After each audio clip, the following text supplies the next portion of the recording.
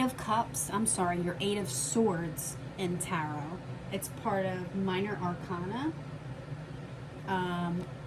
The Eight of Swords represents restriction, denial, holding yourself back. The Eight of Swords will have you questioning your reality, paralyze you with fear, and leave you wondering who you can really trust. This is because if you take a step back and look at the Seven of Swords, someone or something at some point has lied or cheated or stolen from you. No wonder you're guarded and assuming the worst. You could see in this card the girl is standing over all this mud and stuff, this mud, this water, this muck, and she's loosely tied up here, you know, tied around her body and loosely tied around her eyes. And around her are these swords. She could get out of this if she really wanted to. She could get out of the restraint. She could get out of the blindfold, and she could move on if she wanted to.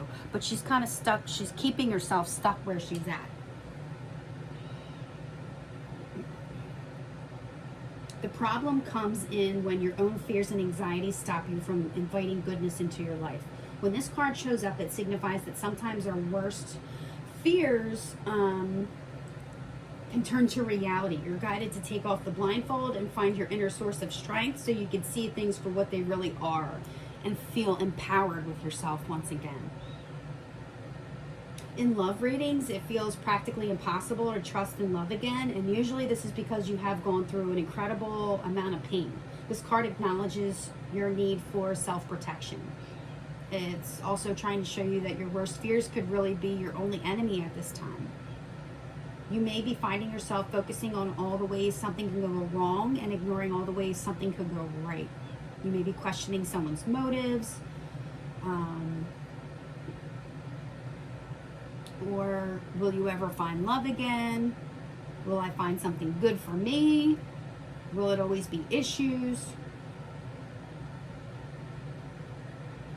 You know, these are the questions that tend to surface when the Eight of Swords show up within a love reading. Is my partner cheating? You know, all that. Are they picking up the phone or they're secretly texting while I'm sitting right here? Who are they texting? Who's calling them? They ignored that call. I wonder who that was. That's the energy behind the Eight of Swords. In career and work, your fears are getting the best of you and stopping you from owning your power, being creative, and making clear, logical decisions. You're expecting the worst and you have more fear than faith at the time. It's possible your work environment has you powerless in some way. Perhaps you're waiting to hear an outcome and you're paralyzed with anxiety because you don't know what to expect. When this card appears, we always think the worst is going to happen. You may even be questioning whether anything good can ever come of it. Because this card points to fear exaggerated, the outcome usually is not as bad as we thought it would be. In personal and spiritual readings, it's a representation of how your thinking can get the best of you.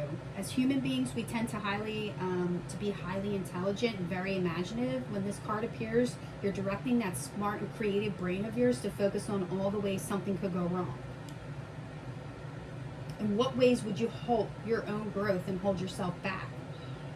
What is it that you're actually afraid of? These are the questions you need to ask when the Eight of Swords shows up in these kind of readings. In the reversal, the Eight of Swords indicates that you have just enough confidence to go beyond your blindfold and realize that your worst fears are just that, fears. It's not the fear that stopped you. It was you who decided to not move forward because you didn't know what was going to happen. But you will know what's going to happen if you just take off your blindfold and unravel yourself here, because you are just loosely tied up by yourself. All right, and that is the meaning behind the Eight of Swords.